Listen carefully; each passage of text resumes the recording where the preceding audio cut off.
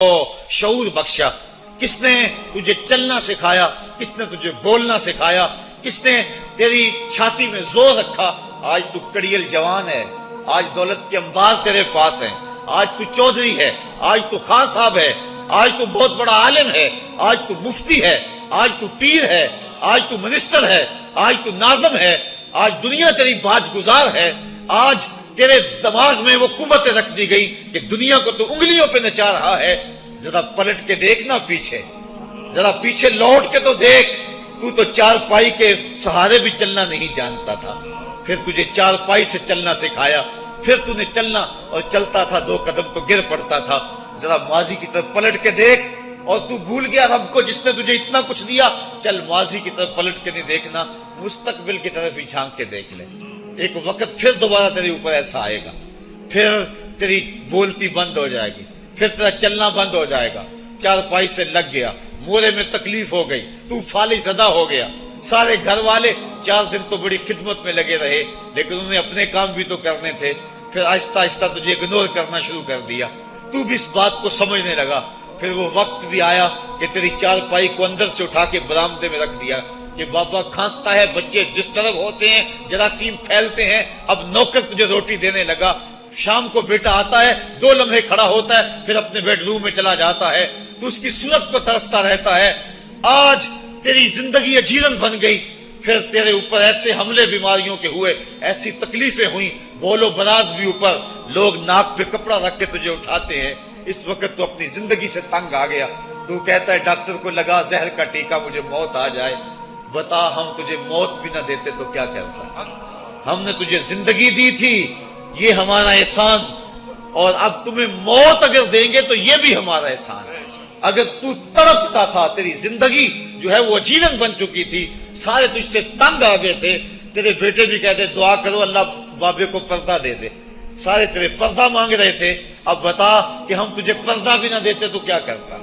ثم اماتہ فاقبرہ، شکر کر ہم نے تجھے موت عطا کر دی، فاقبرہ، اور پھر اس کے بعد تجھے قبر دی۔ کتا بھی تو مرا تھا، گھسیٹ کے روڑی پہ ڈال دیا، بکری بھی تو مری تھی، گھسیٹ کے روڑی پہ ڈال دیا، تجھے بھی روڑی پہ ڈال دیا جاتا تو کیا تھا؟ لیکن کہا نا یہ میرا شاہکار ہے، پہلے سے غسل دو، بیری کے پتے بھی ڈال لینا، صفائی خوب ہو جائے، اس کو چٹے لباس کا کفن دو، اس کے سند سند پہ خوشبو ملو، اس کو سلگھاؤ، خوشبوئیں سلگھاؤ، اس کو خوبصورت چارپائی پہ ڈالو، اس کے اعضائے سجدہ پہ مشک ملو، اور اس کی جو ہے وہ چارپائی کے دائیں بائیں پھول رکھو، اور اب سارا زمانہ تیرا منہ دیکھنے آ رہا ہے، ذرا سوچ تیرا منہ دکھانے کے قابل ہے؟ اور پھر کہا اب اس کو اٹھاؤ، قبرستان میں لے چلو، زمانہ آ گیا، تو آج دولہا بنا ہوا ہے اور زمانہ تیری برات بنی ہوئی ہے، اور کہا کہ ایک آدمی نہ اٹھائیں، اس کا پروٹوکول ہے، اس کو 4 آدمی اٹھائیں، کندھا بھی بدلتے رہیں، کہا زیادہ تیز بھی نہ چلنا، میرے شاہکار کو کہیں جھٹکا نہ لگے، اور پھر تیرا پروٹوکول امام کعبہ بھی ہو تو وہ پیچھے ہے، تیری لاش آگے۔ تو نے ہمارے ساتھ کیا کیا، ہم نے تیرے ساتھ کیا سلوک کیا؟ یا ایھا الانسان ما غرک بربک الکریم، ہم نے کہا اس کے لیے چھوٹا سا گھر بنا دو، اور اس کے اندر پردے میں اس کو رکھ کے اوپر سے مٹی ڈال دو، اوپر پھول ڈال لو، اور پھر اتنی دیر تک کھڑے رہو جتنی دیر تک اونٹ کو ذبح کرتے ہیں، اس کی کھال ادھیڑتے ہیں، اس کا گوشت بناتے ہیں، پھر اس کو تقسیم کرتے ہیں، اور پھر آؤ تو دعائیں شروع کر دو، کبھی کل کی محفل سجا دو، کبھی 10ویں کی، کبھی چہلم کی۔ اے انسان، تیرے ساتھ جو کچھ ہوا لوگوں کی نظروں کے سامنے تجھے رسوا تو نہیں کیا میں نے؟ یا ایھا الانسان ما غرک بربک الکریم، ذرا پیچھے پلٹ کے دیکھ لے، نہیں تو آگے جھانک کے دیکھ لے، تجھے کبھی تو شرم آئے گی، تو کہاں بھٹک گیا، کہاں بہہ گیا۔ آ جا اس کریم رب کی طرف جو 70 ماؤں سے زیادہ پیار کرتا ہے۔ آنا تو نے ہے ہی، آج نہیں تو کل آئے گا، تو کل جو پھر کفن میں منہ چھپا چھپا کے آتا پھرے گا، آج کھلے منہ ہی آ جا۔ آج میری رحمتیں تیرا بڑھ بڑھ کے استقبال کر رہی ہیں۔ روبی بن حراش ایک بزرگ ہوئے اور تابعی ہیں، تابعی وہ تھا جس نے صحابی کو دیکھا ہو، ساری زندگی ان کے چہرے پہ مسکراہٹ نہیں آئی، وہ کہتے تھے کیا خبر میرا انجام کیا ہوگا۔ شیخ سعدی فرماتے ہیں جب تو دنیا پہ آیا تھا نا تو روتا تھا، یہ سارے ہنستے تھے۔ بچہ جب پیدا ہوتا ہے تو اور اس کا رونا اس کی زندگی کی دلیل ہے۔ جب تک بچہ چیختا نہیں سارے پریشان ہوتے ہیں، آواز نہیں آ رہی، پتہ نہیں زندہ ہے کہ جو ہے وہ گوشت کا لوتھڑا ہے۔ جب بچہ چیختا سارے خوش ہو جاتے ہیں، مبارکیں دیتے ہیں، مٹھائیاں بانٹتے ہیں، تو اس کا رونا اس کی زندگی پہ دلیل۔ شیخ سعدی فرماتے ہیں جب تو آیا تھا تو روتا تھا، یہ ہنستے تھے، ایسے زندگی گزار تو ہنستا ہوا جائے یہ روتے رہ جائے، یہ نہ ہو کہ روتا آیا تھا روتا ہی جانا پڑے تجھے۔ ربی بن حراش ساری زندگی نہیں مسکرائے، فرماتے تھے کیا خبر میرا انجام کیا ہوگا۔ وقت بیتتا گیا، آخر میں فوت ہو گئے۔ ان کا بھائی ربی بن حراش غسال کو بلا لایا کہ میرے بھائی کو غسل دو۔ غسال جب غسل دینے کے لیے داخل ہوا تو فوراً باہر پلٹ آیا۔ ربی پوچھنے لگا کیا ہوا ہے؟ کہا یار تیرا بھائی بڑا عجیب ہے۔ کہا ہوا کیا ہے؟ کہا نحنو نغتسلہ وہو یتبسم، ہم اسے غسل دیتے ہیں وہ آگے سے مسکراتا ہے۔ کہا اس نے قسم کھائی تھی جب تک اپنا اچھا انجام نہیں دیکھوں گا نہیں مسکراؤں گا۔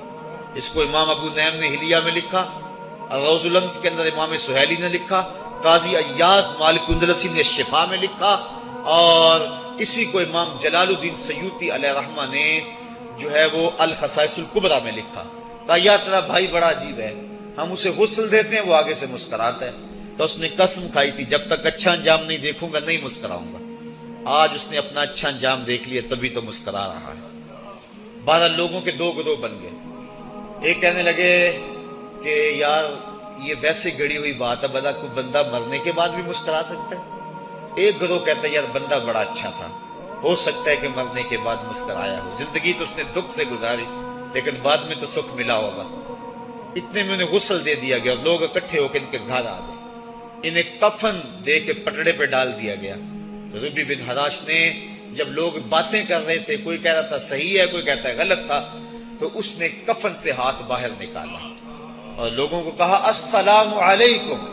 لوگوں نے کہا وعلیکم السلام، اتتکلم بعد الموت، عجیب بات ہے مرنے کے بعد باتیں کر رہے ہو۔ قال نعم اتکلم بعد الموت، کہا ہاں ہاں میں مرنے کے بعد ہی باتیں کر رہا ہوں۔ عرش فرش تے بانگا ملیاں تے مکے پہ گیا شور، بلے شاہ سا مرنا نہیں تے گور پیا کوئی ہور۔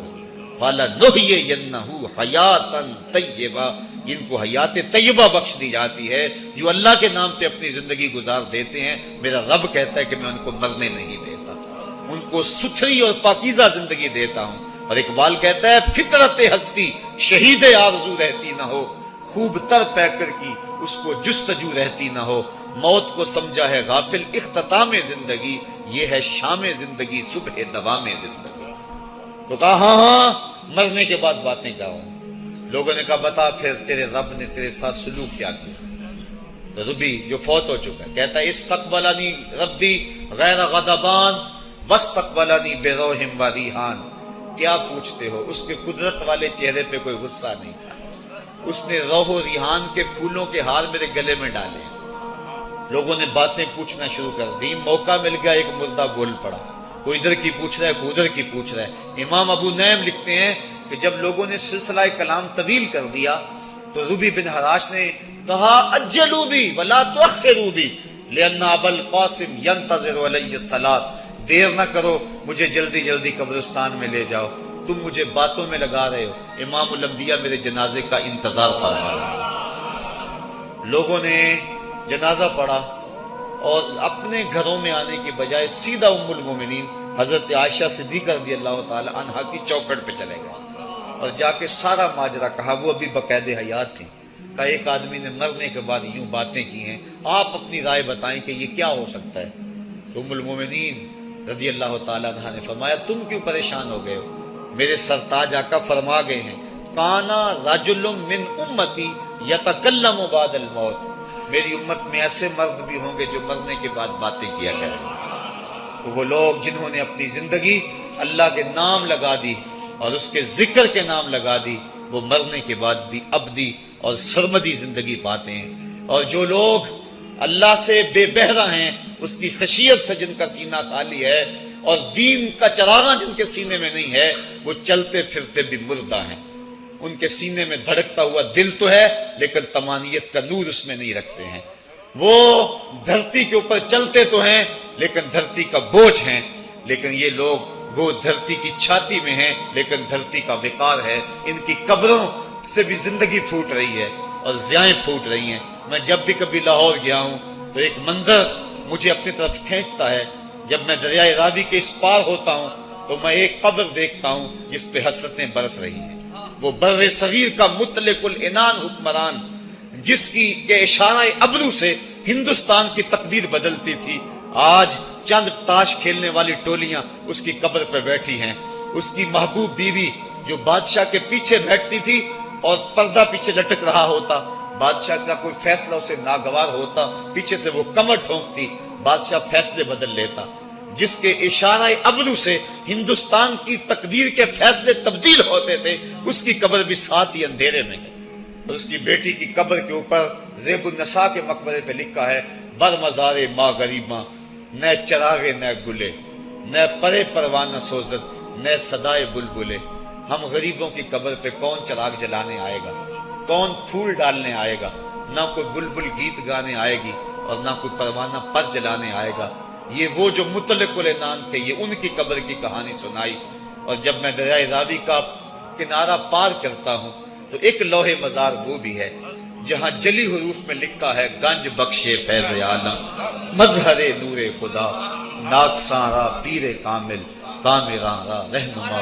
جب زندگی ایک طرح کی نہیں ہوتی تو پھر موت بھی ایک طرح کی نہیں ہوتی۔ جب دنیا پہ رہنے والے لوگ ایک طرح سے زندگی نہیں گزارتے تو ان کی برزخ بھی ایک طرح کی نہیں ہوتی۔ تو یہ ہیں وہ لوگ جن کی قبروں پہ آج بھی چراغاں ہیں، جن کے نام کا آج بھی تنتنا ہے۔ 1000 سال گزر گئے، ان کی نسبی اولاد تو کوئی نہیں ہے، انہوں نے شادی بھی نہیں کی تھی، لیکن اس کے باوجود دن کو چلے جاؤ، کڑکتی دوپہر کو چلے جاؤ، برستی بارش میں چلے جاؤ، لمبی رات کی تنہائی میں چلے جاؤ، موسم کی کسی بھی شدت میں چلے جاؤ، حکومتوں کے بدلتے ہوئے ماحول، مارشل لاؤ کی کیفیتیں، جس دور جس حالت میں مرضی جاؤ، آپ کو وہاں میلہ نظر آئے گا، وہاں ہجوم عاشقہ نظر آئے گا۔ ارے میں گسارو سویرے سویرے، خرابات کے گرد پھیرے بپھیرے، کبھی اس طرف بھی گزر کر تو دیکھو، بڑی رونقیں ہیں فقیروں کے ڈیرے۔ تو وہ لوگ جنہوں نے اپنی زندگی اپنے مالک کے نام گزاری، وہی زندہ ہیں، وہ سرمدی اور ابدی زندگی پائے ہوئے ہیں۔ صاحبو، اب میرے اور آپ کے پاس سانسوں کا موقع موجود ہے، ورنہ یہ سانسیں تیزی کے ساتھ پگھل رہی ہیں۔ میں کل امام راضی کو پڑھ رہا تھا، وہ کہتے ہیں، ایک بزرگ فرماتے ہیں، مجھے سمجھ نہیں آ رہی تھی ان الانسان لفی خسر کی، کہ بے شک انسان گھاٹے میں ہے۔ تو میں سوچ رہا تھا کیسے گھاٹے میں ہے، تو کہا کہ مجھے سمجھ اس طرح آئی کہ میں بازار گیا، میں نے ایک شخص کو دیکھا جو پھٹے پہ برف رکھ کے بیچ رہا تھا، اور آواز کیا لگا رہا تھا، ارحمو ارحمو من یذوب راس مالہ، اور رحم کرو اس بندے پہ، اگر تم نے تھوڑی بھی دیر لگا دی اور میرے سے سودا نہ خریدا تو میرا جو راس المال ہے میرا وہ بھی لٹ جائے گا، کیونکہ برف تو میری پگھلی جا رہی ہے، اور اگر تم نے خرید لی میری برف تو میرے پیسے کھڑے ہو جائیں گے، اور اگر تم نے میری برف خریدنے میں دیر کر دی تو جو میں نے پیسے لگائے ہیں میرے وہ بھی پورے نہیں ہوں گے۔ تو وہ کہہ رہا تھا ارحمو من یذوب راس مالہ، وہ کہتے ہیں مجھے ان الانسان لفی خسر کی سمجھ نہیں آ رہی تھی، اس کے اس جملے کو سن کے سمجھ آ گئی کہ انسان جلدی جلدی اپنی سانسوں کو گوا رہا ہے، اسے چاہیے کہ جلدی جلدی ان سانسوں سے کام لے لے، ورنہ یہ سانسوں کی برف پگھل جائے گی اور اس کی یہ پونجی بھی برباد ہو جائے گی۔ تو صاحبو، میں اور آپ لمحہ لمحہ موت کے قریب ہو رہے ہیں، لمحہ لمحہ موت کے قریب ہو گئے۔ آج میں دوپہر کو بیٹھا تھا تو وہ ایک شخص آ کے میاں صاحب کا شعر پڑھنے لگا، دیگر تے دن گیا محمد، اوڑک نو ڈب جانا۔ تو میری نظر چلی کہ میں نے کہا ابھی تو 10 بجے ہوں گے، تو میں نے کہا صبح کے 10 بھی بج گئے ہیں اور پھر 12 بھی بج جانے ہیں، پھر ظہر بھی ہوگی، پھر دیگر بھی ہوگی، اور اس کے بعد پھر شام بھی ہو جانی ہے۔ اب ہم دیگر تک تو پہنچ گئے ہیں، اب شام کے تدلکے بھی قریب ہو گئے ہیں، تو یہ دن ڈوب جانا ہے تھوڑی دیر کے بعد۔ یہی مثال ہماری زندگی کی ہے، کوئی دوپہر تک آ گیا ہے، کوئی چاش تک آ گیا ہے، کوئی ظہر تک آ گیا ہے، کوئی عصر تک آ گیا ہے، اور کسی کی زندگی کا سورج بالکل غروب ہونے کے قریب آ گیا ہے۔ صاحبو، پتہ کوئی نہیں کہ ہمارا اگلا قدم کہاں ہے۔ اس سے قبل کہ کوئی حجت باقی نہ رہے، مجھے آپ کو اپنی زندگی پہ نظر ثانی کرنا ہوگی، اپنے گناہوں کا اور اپنی نیکیوں کا حساب لگانا ہوگا۔ ایک ترازو تو کل محشر کے میدان میں لگے گا، ایک ترازو ضمیر کی عدالت میں آج ہی لگانا ہوگا۔ ہمیں دیکھنا ہوگا ہمارے پلے کتنے عمل ہیں اچھے، اور جو اچھے عمل ہیں ان میں خلوص والے کتنے ہیں، لوگوں کے دکھاوے والے کتنے تھے، رب کے لیے کتنے عمل کیے اور لوگوں کے لیے کتنے کیے۔ تو پھر ترازو لگا کے ہم نے اپنے اعمال نامے کو آج ہی تولنا ہے اور وزن کرنا ہے، اور اپنی زندگی کو نیکی کا حسن دینا ہے۔ وقت کٹ رہا ہے، زندگی لمحہ لمحہ موت کے قریب ہو رہی ہے، قبل اس سے کہ کوئی حجت باقی نہ رہے، ہم ہاتھ ملتے رہ جائیں، پچھتاتے رہ جائیں تو کیا فائدہ ہوگا۔ بلکہ میں نے تو پڑھا کتابوں میں، علماء لکھتے ہیں قیامت کے دن تو نیکوکار بھی پچھتائیں گے۔ بدکاروں نے تو پچھتانا ہی پچھتانا ہے، نیکوکار بھی پچھتائیں گے۔ بدکار تو اس لیے پچھتائیں گے انہوں نے اتنے گناہ کیوں کیے، تو نیکوکار کیوں پچھتائیں گے؟ جب وہ اپنے اچھے اعمال کی جزا دیکھیں گے تو وہ پچھتائیں گے، ہائے جو چند لمحے ضائع ہو گئے وہ بھی کیوں ضائع ہو گئے، وہ بھی میں نے کیوں برباد کر دیے، وہ بھی اس راستے پہ ڈالے ہوئے ہوتے۔ تو آج مجھے آپ کو موقع ہے، دیکھیں قبریں، کتنی قبریں جو ہیں وہ ہمارے کتنے ملنے والے، ذرا نظر دوڑائیں نا، آج ہم کتنوں کو کندھوں پہ اٹھا کے قبرستان چھوڑ آئے ہیں۔ حضرت غوث اعظم رضی اللہ تعالیٰ عنہ فرماتے ہیں، جا کے قبرستانوں میں دیکھو کتنے کتنے حسینوں کی مٹی خراب ہو رہی ہے، جو اپنے بدن پہ ایک چٹکی مٹی نہیں پڑنے دیتے تھے، آج ان کا کفن بھی تار تار ہو گیا ہے۔ جو اپنے کلف لگے کاٹن کو سلوٹ نہیں آنے دیتے تھے، آج ان کے کفن بھی ٹوٹ گئے ہیں اور ہڈیوں کے جوڑ جوڑ الگ ہو گئے۔ تو وقت ہمارے اوپر وہ آنے والا ہے، کسی نے آج تک موت کا انکار نہیں کیا۔ میں نے لوگوں کو خدا کا انکار کرتے دیکھا، آپ نے بھی دیکھا، لیکن کوئی موت کا آج تک انکار کرتا نہیں دیکھا گیا۔ موت اپنا آپ منوا لیتی ہے، میں اور آپ موت کے بتدریج قریب ہو رہے ہیں، ہمارا اٹھنے والا ہر قدم ہمیں موت کے قریب کر رہا ہے۔ تو قبل اس سے کہ وہ وقت آ جائے اور کوئی حجت باقی نہ رہے اور ہم ہاتھ ملتے رہ جائیں، وقت پر کافی ہے ایک قطرہ بھی آب خوش ہنگام کا، جل گیا جب کھیت برسا می تو پھر کس کام کا، پھر تو پچھتاوا ہی ہوگا۔ آج ہم پچھتا لیں تاکہ زندگی میں حسن نیکی کا آ جائے۔ یہ میری آپ سے درد مندانہ اپیل ہے، گزارش ہے، اور میری آپ سے التماس ہے کہ یہ تھوڑی سی زندگی اللہ نے جو مجھے اور آپ کو ودیعت کی ہے، یہ بڑا تھوڑا سا عرصہ ہے، تھوڑا سا موقع ہے۔ یہ دنیا بوائی کا موسم ہے، آخرت کٹائی کا موسم ہے۔ جو بوائی کے موسم کو برباد کر بیٹھا ہے، کٹائی کے موسم میں اس کے ہاتھ کچھ نہیں لگتا۔ تو آج تخم عمل ڈال لیں، آج ایک بیج ڈالیں گے، کل 70 کاٹ لیں گے۔ لیکن اگر آج کچھ نہ کیا، اپنی سانسیں برف کی طرح پگھلا دیں، تو یہ اس شخص کی طرح ہے جو پھٹے پہ رکھ کے برف کہہ رہا ہے کہ میرے اوپر رحم کرو، اگر تم نے میرے سے برف نہ خریدی تو میرا راس المال بھی لٹ جائے گا۔ ہمارا راس المال سانسوں کی صورت میں لٹ رہا ہے۔ اللہ مجھے آپ کو اپنی رحمتوں کا حصار عطا فرمائے۔ وآخر دعوانا ان الحمدللہ رب العالمین۔